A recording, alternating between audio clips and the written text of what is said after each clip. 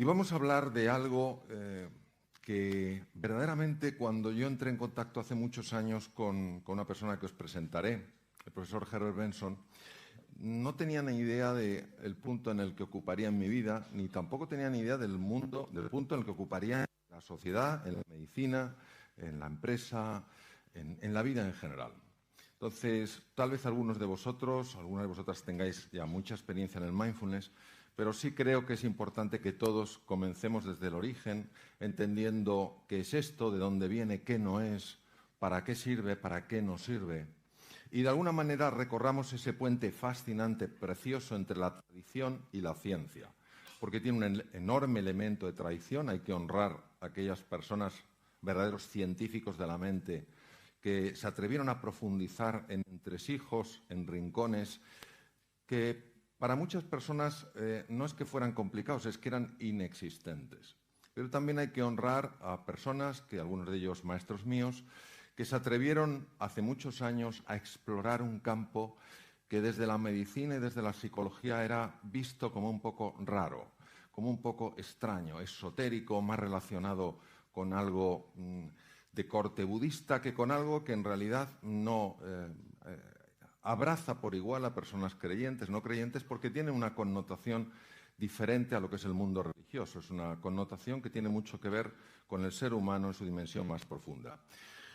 Cuando yo escribí el libro, me planteé que no solamente quería escribir un libro, sino que quería que esta publicación fuera un curso para aquellas personas que o no sabían nada del mindfulness y querían entrar de una manera amable en lo que es la comprensión de esta ciencia y de este arte, pero también para personas que tenían muchos años de práctica, pero por no ser del campo en el que estoy yo, el campo de la medicina o el campo de las neurociencias, pues que de alguna manera tampoco tenían esta base científica, personas que a lo mejor enseñan mindfulness o enseñan yoga y que, bueno, tampoco sabían muy bien cómo transmitir a sus alumnos o cómo transmitir a las personas con las que compartían estas enseñanzas la manera en la que el mindfulness afecta al cerebro, la manera en la que el mindfulness afecta al cuerpo. Tener en cuenta que nuestro concepto sobre el cerebro humano ha cambiado radicalmente. Hoy en día sabemos cosas que son verdaderamente sorprendentes. A mí me hace gracia porque a veces me dicen, a ver, Mario, ¿es verdad que usamos el 1% del cerebro? Digo, nadie sabe cuál es el 100% del cerebro, ¿cómo vas a saber lo que es el 1% del cerebro?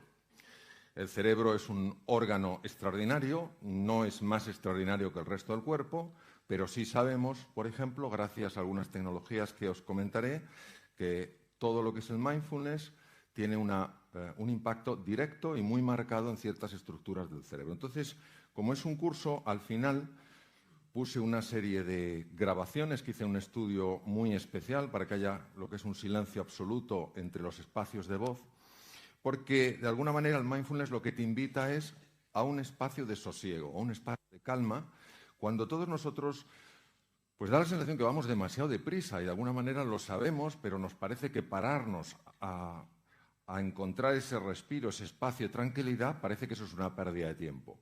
Eso es como si un leñador, en la época en la que se utilizaban hachas en lugar de sierras eléctricas, un leñador considerase que ese tiempo que se para afilar su hacha es una pérdida de tiempo. No cabe duda que si no afila su hacha, con el tiempo necesitará más tiempo para cortar el mismo número de árboles, pues porque su hacha no tiene filo. Nuestra sociedad, la sociedad de las prisas, no acaba de entender la enorme importancia que tienen estos espacios de recuperación.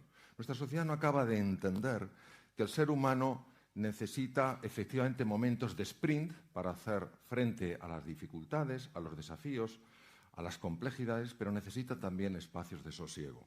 Y cuando esos espacios no están, toda la persona sufre. Y sufre su entorno porque somos más irritables, somos más huidizos, estamos más tensos.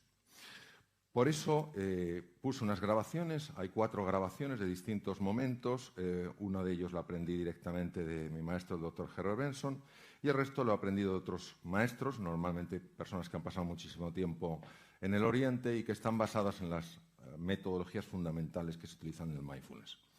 Entonces, traigo a Alejandro Magno, allí no lo veo, bueno, Yo os lo describiré. Está la cabeza de Alejandro Magno, ¿vale? Alejandro Magno fue una persona muy sorprendente. Claro, no sabemos si lo que yo os voy a contar es historia o leyenda, pero en cualquier caso viene bastante a colación.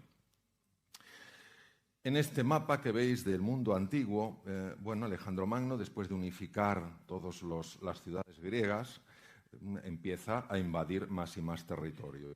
Conquista toda Asia Menor y llega un momento en el que va a ir más allá de Asia Menor. Y uno de los generales le para y le dice: Alejandro, no podemos seguir. Y Alejandro Magno pregunta: ¿por qué, general? ¿Por qué no podemos seguir? Y el general le responde: porque aquí se acaban los mapas. Es impresionante, ¿eh? Aquí se acaban los mapas. Y la contestación de Alejandro Magno, que sí pega bastante con lo que parece que históricamente fue, la contestación de Alejandro fue la siguiente: general, los ejércitos mediocres se quedan dentro de los mapas. Los grandes ejércitos exploran lo que hay fuera de ellos. Lo que estaba más allá de Asia Menor es la India. La India no existía en ninguno de los mapas que manejaban en Occidente. Esto ha pasado muchísimo con el mindfulness. El mindfulness desafía por completo nuestra mente racional y por eso algunos de mis maestros, cuando decidieron investigar esto, fueron ridiculizados por sus colegas pensando que era estúpido lo que hacían, que era absurdo asomarse a un sitio donde no había mapa. Pero fueron estos pioneros los que por atreverse descubrieron un nuevo mundo y lo compartieron con nosotros. Y gracias a estas personas, hoy podemos entender que el mundo no se acaba donde nuestros viejos mapas. Pues lo que vamos a explorar hoy juntos es lo que hay más allá de ese mapa. ¿Qué es lo que hay más allá de nuestra forma tradicional de pensar? ¿Qué es lo que hay más allá de esa imagen que vemos reflejada en el espejo? Mirad, cuando yo tenía 17 años, tuve la increíble fortuna de comprarme un libro escrito por un gran médico. Yo no le conocía, luego fue profesor mío en los cursos de doctorado en la Universidad Autónoma de Madrid, donde hice los cursos de doctorado después de acabar la carrera de medicina. Y este hombre, el profesor Pedro Laín Entralgo, escribió un libro sobre historia de la medicina que se llamaba La relación médico-enfermo. Fue el primer libro de medicina que leí en mi vida. Tenía 17 años, hoy tengo 62. Y en aquel libro describían que los médicos griegos de la escuela del famosísimo Hipócrates, tal vez os suene el juramento hipocrático, habían hecho un descubrimiento sensacional. Habían descubierto que a través de palabras, que a través de la comunicación, podían curar enfermedades. Esto es verdaderamente rompedor, porque una enfermedad es algo tremendamente físico y no entendemos cómo las palabras, que son cosas etéreas, intangibles, cómo es posible que tengan ese impacto. Bueno, lo que ellos descubrieron fue tremendo. Descubrieron la importancia de la cercanía, la importancia de la escucha, la importancia de la pregunta abierta, de la pregunta con deseo profundo de conocer y de comprender, y cómo esto repercutía en el cuerpo. Esto hace 2500 años en la Grecia de Hipócrates, creador de la escuela de medicina de Epidauro. Pero fijaos qué fascinante lo que ocurre en algunos periodos de la historia de la humanidad, donde simultáneamente en distintos sitios se van haciendo descubrimientos. Hipócrates y su escuela de medicina griega descubren que se puede curar a través de las palabras y que esto sucede, en su opinión, porque hay algo dentro de las personas enfermas en este caso, que cuando se activa tiene un poder transformador brutal. Ellos saben que no todos los médicos son capaces de producir este impacto en los enfermos, pero los médicos que a través de la comunicación consiguen generar esta sacudida interior en sus enfermos, consiguen que una fuerza desconocida hasta el momento y que está dentro de sus enfermos se ponga a actuar. Como no es un conocimiento científico, no es algo que la ciencia de la época pueda de alguna manera estudiar o mostrar, le llaman el arte médico. el arte de curar a través de las palabras. Pues hace 2500 años, en esto, lo que queda de esta ciudad, Kapilavatthu, en la India, en el norte de la India, prácticamente en la frontera con el Nepal, nace un niño. Ese niño es hijo de unos reyes, los reyes de Sakya. Y este niño, de alguna manera, tiene algo especial. Es un niño que es el príncipe Gautama Siddhartha, y el príncipe Gautama Siddhartha vive muy tranquilo en su palacio. No es fácil que vea el dolor de otros seres humanos, no es fácil que vea la vejez, no es fácil que vea el deterioro, pero en una ocasión experimenta algo que le impacta mucho. Ve una persona muerta, ve una persona enferma, ve una persona muy anciana. Y aquí es donde viene un punto verdaderamente misterioso. Este hombre se plantea que los seres humanos sufrimos. Y todos diremos, eso es evidente. Sí, pero no es tan evidente cuando uno entiende a qué llamaba el príncipe Gautama Siddhartha sufrimiento. Sufrimiento es aquello que se añade al dolor natural. Vamos a imaginar que yo tuviera ronquera. Cojo un virus, empiezo con una ronquera y tal cual. Y bueno, físicamente me fastidia porque yo tengo que estar hablando, dando clases o conferencias, lo que sea. Y esto es un dolor que es normal, no me gustaría tenerlo, pero lo tengo. El sufrimiento es cuando la mente empieza a generar de esto toda una historia. Ahora verás, claro, con esta ronquera no vas a poder ni hablar. Oh, y verás, y lo que hables ni se te va a oír. ¿Entendéis lo que os quiero decir? Este proceso de rumiación. Y este joven intuyó que había algo curioso en este proceso, que había algo en el ser humano que dificultaba la superación del dolor, que hacía que la vejez se llevara peor, que la enfermedad fuera peor, que las pérdidas fueran más dolorosas. Pero no sabía lo que era. Es cierto que en el año 3100 aproximadamente se había publicado un libro que seguro que él conoció, el Bhagavad Gita, que ya hablaba de estos temas, pero no había nadie que los hubiera investigado con profundidad. Fue el príncipe Gautama Siddhartha el que abandonó a su mujer, que acaba de tener a su hijo Rahula, y se dedicó durante 12 años a intentar entender qué nos pasa a las personas. Nosotros le conocemos como el primer despierto, el príncipe Sakyamuni Buda.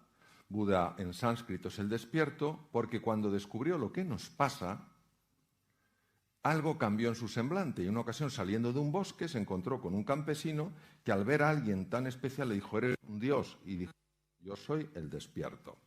¿Qué quiere decir eso? Pero fijaros, si nos vamos, mirad qué interesante lo que decía Buda, os lo voy a leer para los que no podéis verlo porque estáis en otro sitio. Para enseñar a los demás, primero has de hacer tú algo muy duro, has de enderezarte a ti mismo. Oye, qué fácil es ver en el otro el problema. Qué fácil es ver en el otro el defecto. Qué fácil es ver en el otro la falta de atención hacia nosotros. Qué difícil es verlo en uno. Y cuando a uno se lo dicen, es que no le gusta nada. Porque a mí me encanta eso cuando decimos, dime la verdad. Nadie quiere conocer la verdad. Pero hay que conocer la verdad. Tú te vas a un restaurante y te llega a lo mejor el chef y te dice, ¿le ha gustado? Y antes de que conteste, se ha ido. Yo recuerdo una ocasión en Madrid, en un restaurante, se acercó el chef y dijo, ¿le ha gustado? Y digo, sí, está muy bueno. ¿De verdad? ¿Le ha gustado? Digo, no puede ser, este quiere conocer la verdad. Sorprendente. Digo, no, todo muy rico. No, pero de verdad, ¿no hay algo que yo pueda mejorar? Casi me dieron ganas de abrazarle. Y decirle, a usted hay que clonarle. Pues no es fácil. No es para sentirse mal, es para tomar conciencia de que es más fácil ver lo que el otro tiene que mejorar que lo que yo tengo que mejorar. Pero es que fijaros que en China, hace 2500 años también, aparece una persona muy especial. Se llama Lao Tzu o Lao Tse, que escribe un texto muy bonito, es un texto de orden metafísico que se llama el Tao Te Ching, y fijaros qué cosas dice este hombre hace 2500 años. Lo voy a leer. Si estás deprimido es porque vives en el pasado. Si estás lleno de ansiedad es porque vives en el futuro. Si estás en paz es que vives en el presente.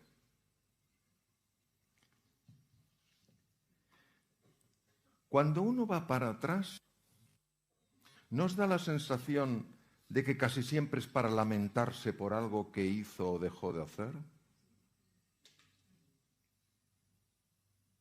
Y cuando se va al futuro, ¿nos da la sensación de que es para llenarse de ansiedad ante lo que podría pasar? Es increíble. ¿Qué engaño más sutil de nuestra mente? Si no vamos para atrás para aprender. Mentira. ¿Te quiere llevar para atrás para que te sientas culpable o avergonzado? Bueno, vamos al futuro que hay que anticipar. Mentira. ¿Te quiere llevar al futuro para que te preocupes y empieces a sufrir por cosas que todavía no sabes ni siquiera si van a suceder?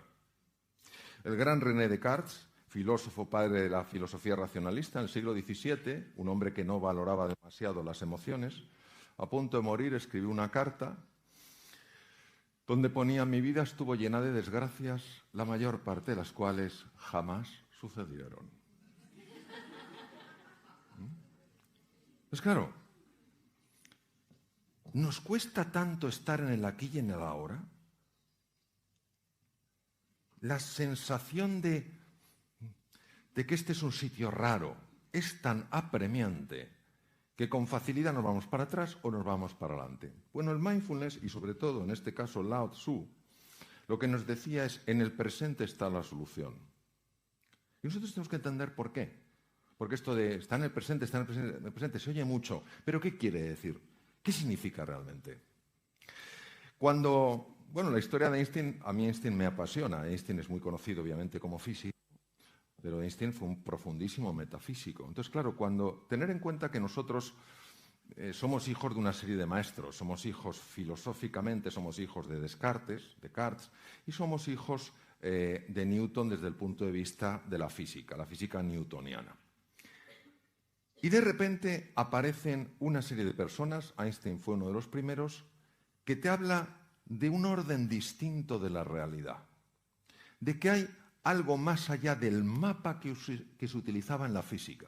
Hoy sabemos que la física subatómica, la física teórica, la física de las partículas, muestra que hay un comportamiento radicalmente distinto de esas partículas al comportamiento de las piezas de una máquina, de las estructuras más grandes. No es que la física newtoniana desaparezca, es que la física teórica amplía. No es que el mindfulness diga lo anterior no sirve, es que amplía. No es que se diga el mapa previo no sirve, es que se amplía el mapa. Se dice hay más cosas que no estaban o que no están en el mapa. Esto se llama un cambio de paradigma. La palabra paradigma viene del griego y quiere decir forma de ver. De alguna manera, a lo que el mindfulness invita es ampliar tu forma de ver. No dice que tu forma de ver anterior no sea correcta, dice que es limitada y que si quieres ver más opciones en tu vida, es bueno que explores lo que hay, o es deseable que explores lo que hay más allá del mapa. Este fue mi primer maestro. Yo estaba de cirujano en Boston y él estaba de cardiólogo en el hospital de enfrente. Me formé con él, me interesé por su vida y le tengo una gran admiración. El doctor Herbert Benson, cardiólogo de la Universidad de Harvard y profesor titular de cardiología del Hospital Deaconess, que son los hospitales de la Universidad de Harvard, era un hombre muy preocupado con la hipertensión arterial. Vosotros sabéis que la hipertensión arterial es una cosa muy común y que la persona que lo padece, si sabe que lo padece, si tiene un poco de cuidado con la sal, si hace un poco de ejercicio, no tiene sobrepeso, etcétera, y con medicación va bien. Pero claro, el doctor Benson se dio cuenta de que muchos de sus enfermos había momentos en los que se ponían nerviosos, se ponían más tensos. ¿Quién no se pondría más tenso en un problema de circulación o lo que sea? Tenían subidas de la tensión arterial que eran peligrosas. Y entonces él decía, ¿será posible encontrar una forma para reducir la tensión arterial a cifras normales sin tener que usar cantidades masivas de medicación que tienen efectos secundarios? La medicina decía que eso era imposible. Se sabía, obviamente, que cuando una persona está tensa, está estresada, activa una parte del sistema nervioso que se llama sistema nervioso simpático. Un sistema nervioso que lo que hace es ponerte en situación de alarma. Y todos nosotros tenemos en los lóbulos temporales del cerebro, a la altura de las orejas, unos núcleos que se llaman amígdalas y que están en el cerebro. Porque en una ocasión se me olvidó decirlo. Una persona se me puso súper pálida. Yo no sabía qué le pasaba, pero estaba pálida y dije, algo le pasa a esta persona. Me acerco y le digo, ¿se encuentra usted bien? Y me dijo, no. Digo, ¿pero qué le pasa? Y dice que estoy entendiendo toda mi vida y ya no tiene remedio. Me las quitaron de pequeño. La confusión viene de que amígdala viene del griego, quiere decir forma de almendra, igual que estas. Pero son núcleos en el cerebro y es el detector de peligro. Cuando tú piensas que estás en peligro, el detector se activa. Y al activarse ese detector en la amígdala, el núcleo central de la amígdala, pone en marcha el sistema nervioso simpático y una de las cosas que hace es subir la tensión arterial. Entonces, claro, Benson dijo, si hubiera alguna forma de reducir la actividad del sistema nervioso simpático, si consiguiéramos que este sistema no se activara de forma tan habitual, mis enfermos estarían mejor. Pero la medicina decía que era imposible. Ahora bien,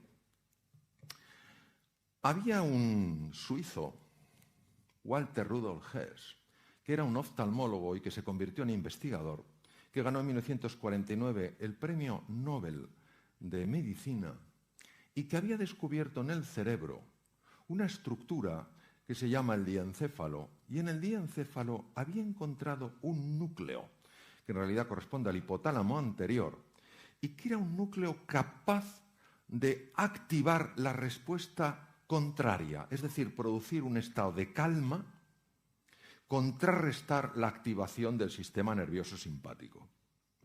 Lo había estudiado en gatos, pero claro, no había manera de saber si eso podía aplicarse a humanos. Obviamente el ser humano tiene también esos núcleos, pero cómo llegar a ese núcleo, cómo activar ese núcleo para que se produjera esta respuesta de relajación del organismo en una situación donde antes había tensión.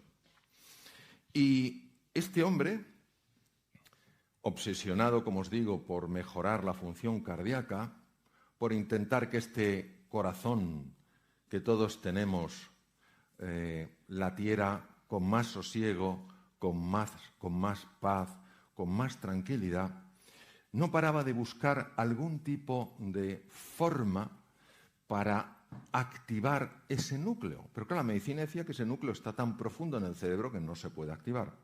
Hasta que por una serie de curiosas casualidades, no entraré mucho en detalle, pero cayó en sus manos un libro que le hablaba de que la comunidad budista era capaz de hacer cosas con su cuerpo que parecían imposibles. Y no hablo de levitación porque nadie ha probado que la levitación exista. No digo que no exista, pero nadie lo ha probado. Pero sí que eran capaces de activar cosas en el cuerpo que solo eran posibles, que solo se podían activar si sabían la vía a ese núcleo, al núcleo trofotrópico del hipotálamo. Entonces él viajó al norte de la India, la comunidad tibetana en el 59 tuvo que salir del Tíbet por la invasión china, y estaban en Dharamsala a 7.000 pies de altura, y empezó a hacer registros de los monjes en meditación. Y dijo, han encontrado el camino. Saben cómo activar este núcleo. Pero ¿qué es lo que hacen? Si la sensación es que solo cierran los ojos. No da la sensación de que hagan más. Yo he visto las filmaciones, las he visto en Boston y son increíbles. Entonces dijo, esto lo tengo que investigar con más profundidad. Y creó el Instituto Mente-Cuerpo en la Universidad de Harvard.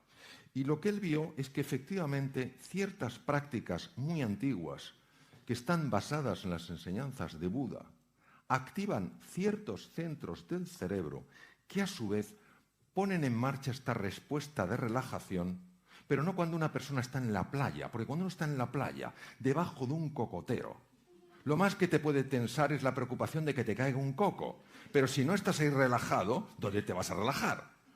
Lo importante es que esto se podía aplicar en el día a día, cuando antes previamente la persona estaba tensa.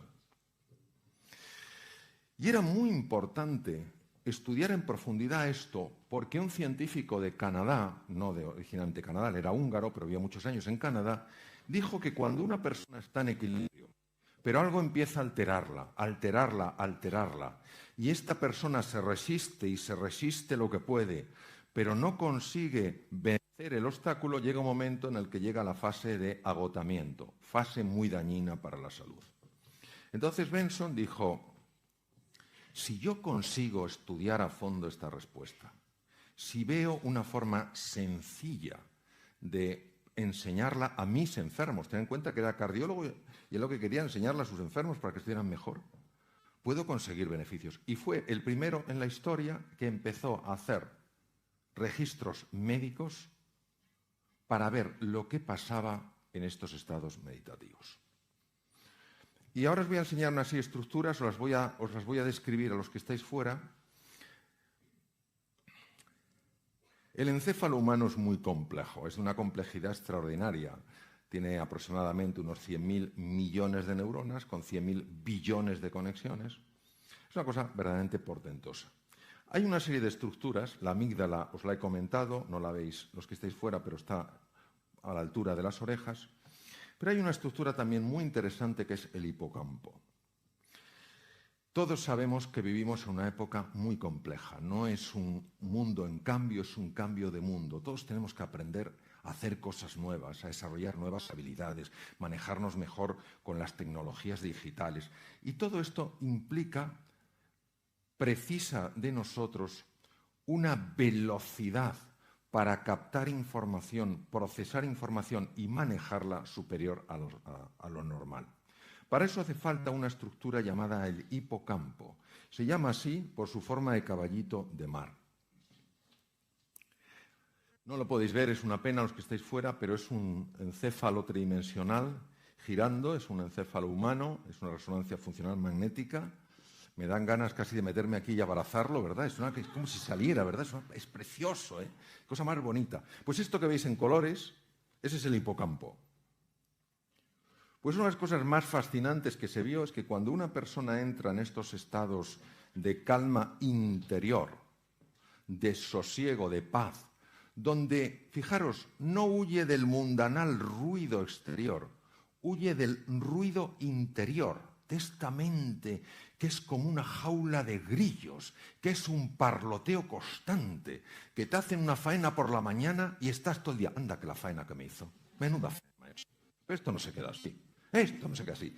Y por la noche, no en el día siguiente, tengo que pensar cómo devolver la faena. Pero es que parece que nos convertimos en vacas rumiando.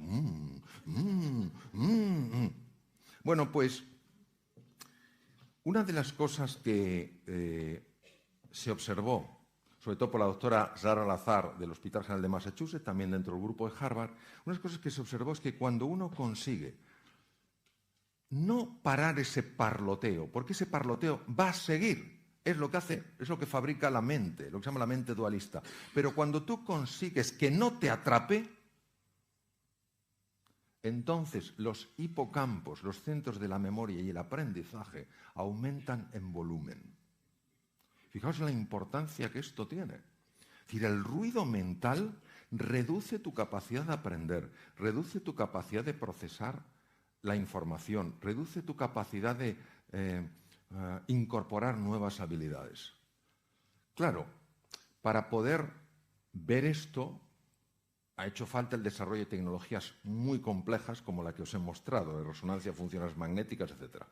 Este es otro de los grandes pioneros. Durante una época coincidieron el doctor Herbert Benson y él. Él es biólogo, especializado en microbiología, tiene un doctorado en microbiología por el Instituto Tecnológico de Massachusetts, que está al otro lado de Boston, está en la ciudad de Cambridge, enfrente de Boston. Y esta persona había practicado el mindfulness, esta metodología, este abordaje para generar espacios de paz interior, de calma y de sosiego. Lo había utilizado muchos años de su vida. Y él había notado los beneficios. Y dijo, yo tengo que llevarlo a los enfermos. Yo tengo que enseñar a personas que tienen dolor, a personas que tienen dificultades. Tengo que enseñarles esto porque creo que les puede ayudar. Y entonces fue a la Universidad de Massachusetts se fue a lo que se llama Departamento de Ciencias de la Conducta, Behavioral Sciences, y dijo, me gustaría montar una clínica de reducción del estrés. Creo que esta sociedad está muy estresada, creo que podría venir bien. Mi experiencia es muy buena a nivel personal.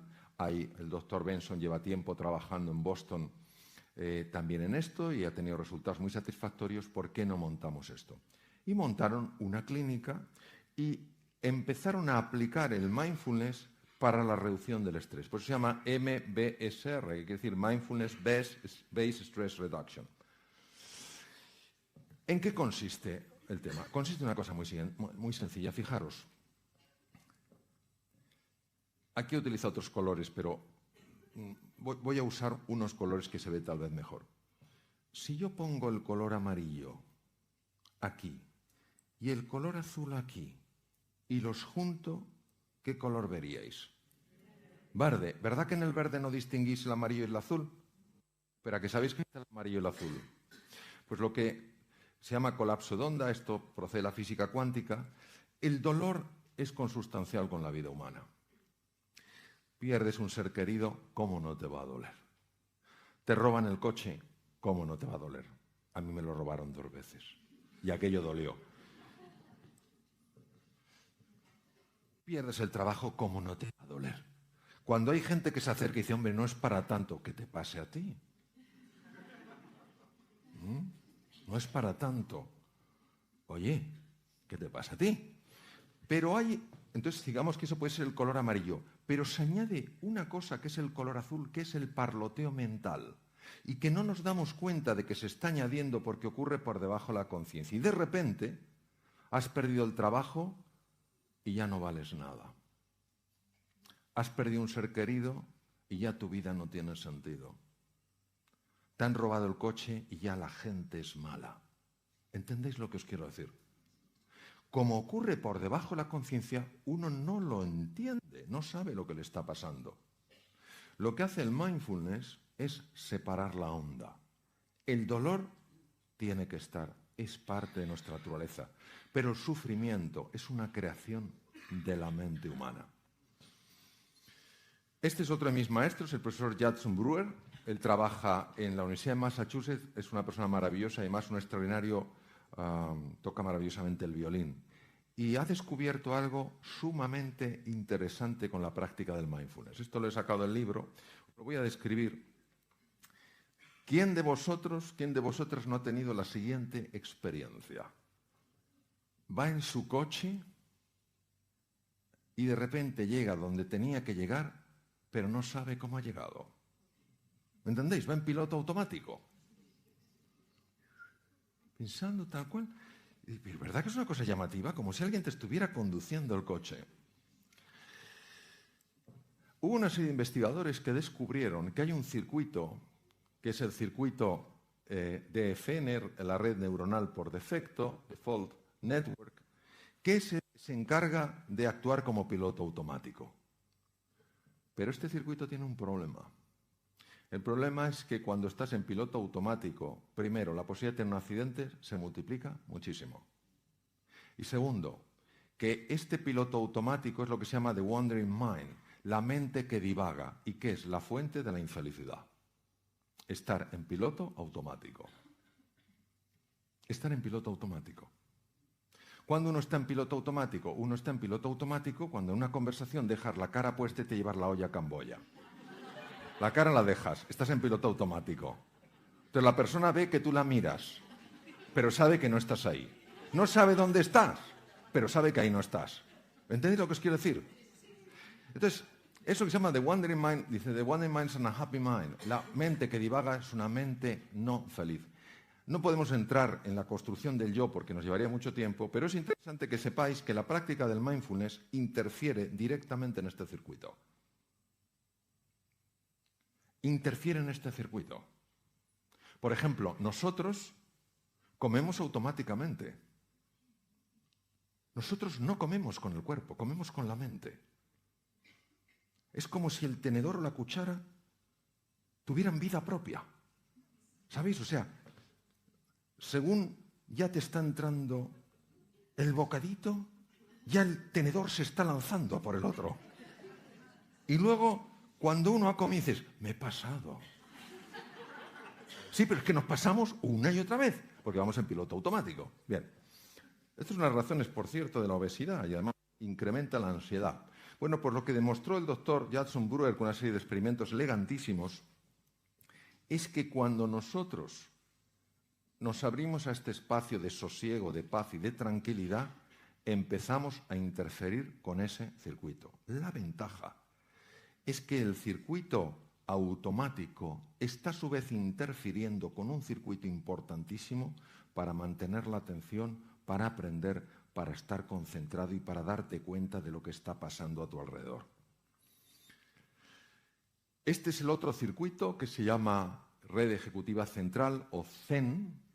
El CEN es el que te ayuda a enterarte de qué va la cosa. Si alguien te está hablando, estar captando lo que de verdad te dice. Si estás ante un problema, entender de verdad de qué va el problema. Pero si uno tiene activado el circuito automático, entonces no se está enterando. Está captando muy poca información, aunque se cree que la está captando toda. Pues uno de los grandes hallazgos de Judson Brewer ha sido que la práctica del mindfulness, la de estos espacios de silencio, de paz y de tranquilidad, no solo interfieren en el circuito automático, en la red por defecto, sino que potencian el otro sistema. ¿Esto cómo se ve? Esto se utiliza fundamentalmente electroencefalografía muy precisa, se utilizan técnicas de resonancia funcional magnética que permite de alguna manera ver la mayor o menor actividad de esas zonas. Es decir, lo que te permite el mindfulness, lo que te permite estar aquí y ahora, activando nuevos circuitos y desactivando circuitos que no te ayudan, es empezar a cambiar tu percepción de las cosas. Empiezas a observarte de una manera distinta, con mucha más compasión, con mucha más comprensión. Empiezas a ver a las demás personas con más benevolencia. Te vas dando cuenta de que, claro, que muchas veces la irritación hace que nos provoquemos unos a otros, pero detrás de la irritación, detrás de la provocación, al menos la mayor parte de las veces, no hay un deseo de dañar, sino es como el que está ahí, como el elefante en cacharrería, o sea, no sabe por dónde, cómo ventilar su tensión y la ventila a través de la agresión. Otra cosa fascinante que se ha visto utilizando electroencefalografía con la práctica del mindfulness, es lo siguiente. Veréis, nosotros tenemos dos hemisferios cerebrales. Lo más parecido que he visto a un cerebro es una nuez o un coral marino que tiene la forma de cerebro. Todos, cuando abrimos la cáscara de la nuez, vemos que tiene dos mitades y además están arrugadas. En una ocasión una persona me preguntó, oye Mario, ¿por qué el cerebro está arrugado? Y le dije, porque si no, no cabría en la cabeza. ¿Os imagináis la corteza cerebral desplegada? Tendríamos una cabeza como un piano de cola. ¿Quién sale por el canal del parto con una cabeza que tiene el tamaño de un piano de cola? No hay manera. Se tiene que arrugar. Bueno, pues eso es el encéfalo humano. Tenemos dos hemisferios, el izquierdo y el derecho. Y en 1981 el profesor Roger Sperry, trabajando en el Caltech, Instituto Tecnológico de California, que está en Pasadena, el hombre descubre, estudiando una serie de cosas que se llama la serie del cerebro dividida de California, descubre que cada hemisferio cerebral hace una cosa diferente. Por ejemplo, yo el brazo derecho lo puedo mover gracias al hemisferio cerebral izquierdo. Por eso cuando una persona tiene una hemorragia en el lado izquierdo del cerebro, veréis que la dificultad la tiene en el lado derecho. Y si la ha tenido en el lado derecho la hemorragia, la dificultad la tiene en el lado izquierdo. Esto se sabía desde hace mucho tiempo. Lo que Sperry demostró es que cada hemisferio cerebral tiene su propia mente. Y cada mente hace una cosa diferente. Por ejemplo, para analizar, para organizar, para sumar, para restar, para hablar, para comunicar, necesitamos el hemisferio izquierdo. Pero para conectar, para tomar perspectiva, para imaginar, para relacionarnos con la incertidumbre y lo desconocido, necesitamos el hemisferio derecho. Los dos hemisferios están hechos para colaborar, igual que el hombre y la mujer, para mutuamente hacerse más grandes. El problema es que cuando una persona está bajo estrés, los dos hemisferios no hablan o hablan muy poco. Claro, ya os podéis imaginar el impacto de esto. La persona que tiende a ser analítica, bajo estrés se vuelve aún más analítica, más rígida en su análisis, más rígida en su estructura. La persona que es de corte más imaginativo, cuando está bajo estrés, se convierte como en un globo de helio, flota. Flota, y el del hemisferio izquierdo dice, aterriza, dice, ¿para qué? Si desde aquí se ve todo mejor. Entonces, ¿qué ocurre? Que la práctica del mindfulness lo que hace es sincronizar los dos hemisferios. Cuando el doctor Benson, mi primer maestro, empezó con sus enfermos a enseñarles lo que se llama la técnica de relajación, que es una técnica de mindfulness, lo que buscaba, como os he comentado, era la mejora de la salud. Pero conforme pasaron los años, sus propios enfermos que le seguían viendo, aunque estaban mucho mejor, le decían, doctor Benson, le voy a decir algo curioso, me he vuelto más creativo. Y claro, Benson de entrada, como no le interesaba, dice, pues estupendo, enhorabuena. Pero cuando se lo empezaron a decir más y más, ya prestó atención. Dijo, ¿y esto a qué se debe? Entonces empezó a estudiar cómo la respuesta a relajación afecta al proceso creativo. ¿Por qué sabemos que esto es así? Porque cuando se utiliza electroencefalografía de alta precisión, se ve que una persona muy estresada tiene un ritmo de ondas, sobre todo en el hemisferio izquierdo, muy rápido, se llama alto beta, es el cerebro agitado. Y el hemisferio derecho tiene ondas tipo alfa. Pero cuando una persona encuentra ese espacio de calma y de sosiego, el alto beta empieza a hacerse más lento y las ondas alfa empiezan a extenderse. Y grupos más grandes de neuronas de los dos lados de los hemisferios cerebrales, o sea, de los dos hemisferios cerebrales, empiezan a dialogar entre sí. Y por eso empezaban las personas a decir que eran más creativas, que estaban viendo las cosas con más amplitud. Las ondas cerebrales han sido la gran apuesta para comprender esto, el ver los cambios de registro. Y para que os hagáis una idea, hay fundamentalmente 3 tipos de ondas, aparte de las beta, están las alfa, las teta y las delta. Las alfa son las ondas más habituales en el mindfulness, ondas lentas y muy amplias, y en esas ondas el cerebro es especialmente creativo. Ese es el momento donde de repente empiezas a ver cosas que no habías visto. Las ondas teta las produce el hipocampo y es el momento en el que empiezas a revivir cosas que te sucedieron en el pasado, que en su momento no las pudiste digerir, pero bajo una conciencia madura ya puedes digerirlas. Se están reactivando recuerdos antiguos. Las ondas delta son muy difíciles de captar porque se confunden con las ondas que produce la musculatura del cuello, pero algunas personas muy expertas son capaces de producirlas y están asociadas sobre todo con gran capacidad sanadora dentro del organismo. Voy a usar una metáfora. A mí las metáforas me encantan porque te permiten visualizar cosas que son complejas de explicar con palabras. Mirad, nuestra mente es como un océano revuelto, donde hay olas grandes, impetuosas, agresivas. Y, pues claro, esto nos afecta a nuestra vida, nos afecta en la salud, nos genera tensión, sube el colesterol, sube los lípidos, sube la glucosa, sube el cortisol, en fin, un montón de lío. Cuando una persona se va sosegando, cuando una persona se va calmando, es como si pasara de la superficie del océano con esas ondas, con esas subidas y esas bajadas, a un espacio un poquito por debajo. Entonces ya estás debajo, ya estás en el agua, ya te has sumergido, no estás muy profundo, pero miras hacia arriba y aunque sientes la agitación de las olas, no te están afectando tanto. ¿Cuántas veces nos habrá pasado más de uno que estamos en un mar revuelto, te viene una ola y dices, esto es muy grande?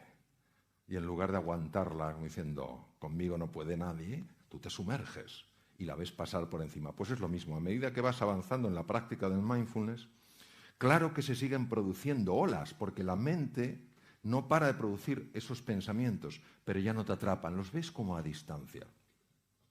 Conforme vas profundizando, vas entrando en un sitio verdaderamente curioso. Un sitio que aquí está representado, para los que no lo podéis ver, como el fondo del mar, con sus corales, con sus peces. Este es el fondo de la mente humana. Y entonces, en el fondo, ¿tú qué ves? En el fondo, lo primero que ves son capacidades tuyas que no sabías que tenías. Por eso mejora la confianza, tienes más ilusión, tienes más alegría.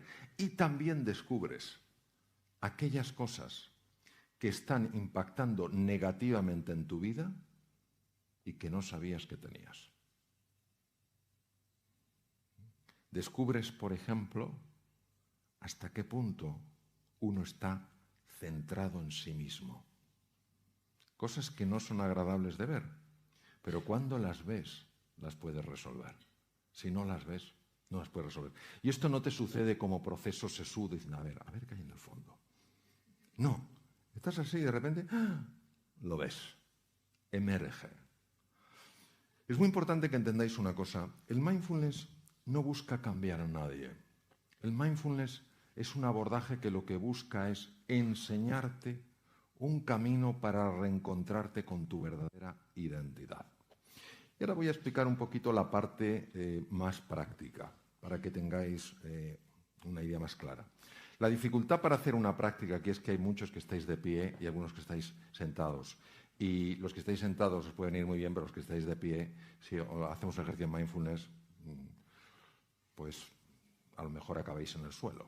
Entonces tampoco es plan. Entonces, yo os voy a decir en qué consiste. Sorprende que sea tan potente y tan sencillo. Mirad, ¿en qué consiste este espacio de serenidad? Consiste exclusivamente en entrenar un músculo, el músculo más importante del ser humano, que no es ni el bíceps, ni el tríceps, ni el cuádriceps, ni el anconeo, ni el sóleo. Es el músculo de la atención. Entonces, claro, tú tomas una posición sentado o tumbado, con la espalda recta, y lo que haces es sencillamente llevar tu atención a tu respiración. ¿Por qué? Porque la respiración es algo que está sucediendo aquí y ahora, en este momento. Entonces, es la referencia que tú tienes para ir entrenando tu atención. Entonces, ¿qué ocurre? Que te surge un pensamiento. Entonces, el pensamiento puede ser, ¿qué habrá hoy de cena? ¿Habrá pimientos rellenos de bacalao? ¿O estarán rellenos? ¿Sabéis de lo que hablo? ¿A que sí? ¡Claro! Pero esto va a suceder. El problema es cuando el pimiento te atrapa. Y entonces ya te ves, ¿me entendéis? Ya te ves comiéndote el pimiento. Ya te ha atrapado. Ya te ha atrapado. Entonces hay gente que dice, es que yo no puedo dejar de tener pensamientos. Ni yo tampoco. Si el tema es que no te atrape, entonces te das cuenta y dices, hoy, pimiento. Luego, esperas y vuelves a la atención. Y ese es el ejercicio de mindfulness. Entonces, ¿qué pasa en ese proceso? En ese proceso, la mente que está habitualmente agitada empieza a calmarse. De forma natural. Y cuando empieza a calmarse, tú te empiezas a encontrar mejor, porque lo que de verdad altera al ser humano es su mente. Yo os voy a contar un ejemplo para que veáis hasta qué punto esto es así. Tal vez alguno me lo ha escuchado, tú me lo has oído, Andrés. El caso de una enferma que yo tuve que se llamaba Margarita. Lo conocéis, ¿no? Fijaos lo que le pasaba a Margarita. O sea, Margarita, un dolor de estómago horribles. Horribles la pobre. Y toda la culpa era de su jefe. Cuando ella empezó a trabajar su interior, su tubo digestivo se mejoró, se quitó el dolor de estómago, su jefe era mejor persona, etcétera, etcétera. No nos damos cuenta hasta qué punto nosotros estamos generando esa agitación. Como no lo vemos, necesitamos algo que a nivel inconsciente esté funcionando, esté resolviendo, esté sosegando, esté tranquilizando. Entonces, La mente plenamente presente, que es lo que significa mindfulness, que tiene unos ejercicios, lo único que hace es irte entrenando en eso. Es decir, irte entrenando para que tú seas el dueño, la dueña de tu atención. En un mundo que está permanentemente distraído, donde pensamos que la multitarea es lo normal. La multitarea es profundamente anormal. No hay un solo estudio científico que demuestre que el ser humano está hecho para la multitarea. Otra cosa es que vivamos así. Entonces se fractura la atención.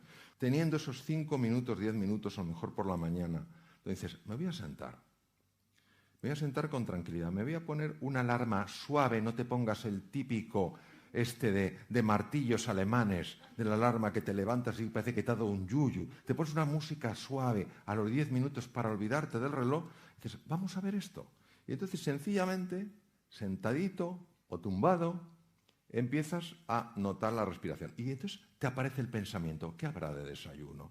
¿O qué desayunaré hoy? Y tú no te enfadas. No. Tú haces como si tuvieras una mascota. No le arrancas el cuello cuando está aprendiendo. Tú la traes con firmeza y amabilidad y vuelves aquí. Y sigues en tu atención y se te vuelve a ir. Pero tú, con la misma paz y firmeza, lo vuelves a traer. Y te vas entrenando en eso. Y entonces, lo que va pasando con el tiempo es que la mente se apacigua, tu reactividad se reduce. Y empieza a haber un espacio para la respuesta. Somos criaturas muy reactivas. ¿Qué tal estás? ¿Por qué? No, yo solo te preguntaba qué tal estás, ¿no? Entonces, esa reactividad que es un fruto directo de la mente que rumia, de la mente que agita, esa reactividad se va reduciendo. Empiezas a tener más vitalidad, empiezas a tener más tranquilidad, empiezas a tener más energía, empiezas a tener más compasión. Entonces, lo que descubrieron estos científicos de la mente, sencillamente es que se puede vivir de otra manera. Pero tenemos que entender que nuestro problema no es la falta de tiempo. Yo sé que todos pensamos que el problema es la falta de tiempo. No es verdad. Comentaba esta mañana en un programa de televisión que un amigo mío austriaco se encontró en una casa de un bisabuelo suyo un periódico de comienzos del siglo XX. Agarraros a la silla. Sucesos, ciudad de Viena. Un tranvía atropella y mata a un anciano de 40 años. A comienzos del siglo XX la expectativa de vida era entre 35 y 40 años. Aunque viviéramos 500 años nos quejaríamos de falta de tiempo. No es un problema de falta de tiempo. Es nuestra excusa.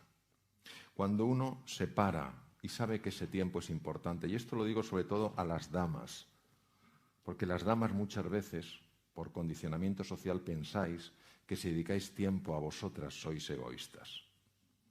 Y parece que tenéis que vivir solo en la entrega a los demás. Y yo creo que es fundamental que os cuidéis a vosotras. Sí. Qué bueno. Claro. No creo que los hombres aquí protestaran. Espero que no. Pero es que es verdad, da la sensación de no.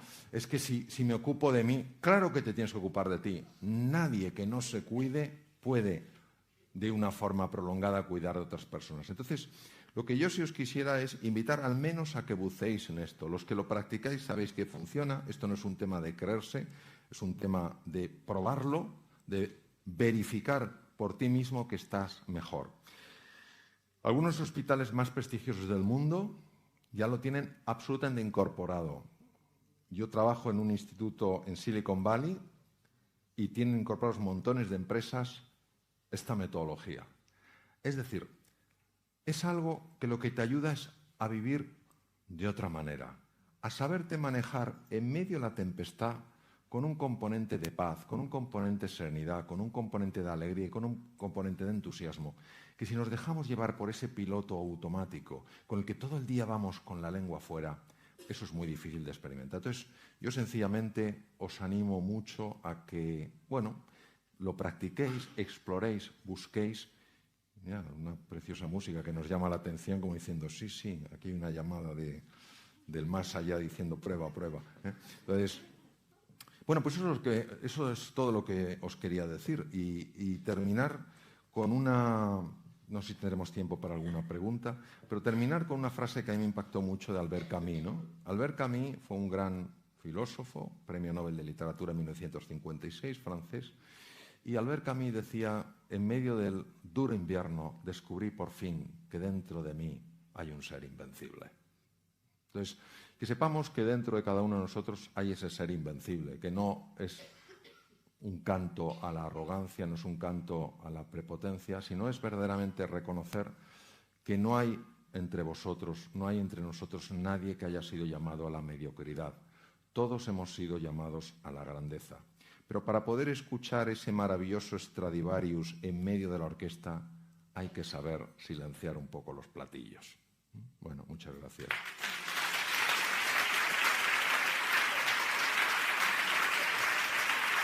Gracias.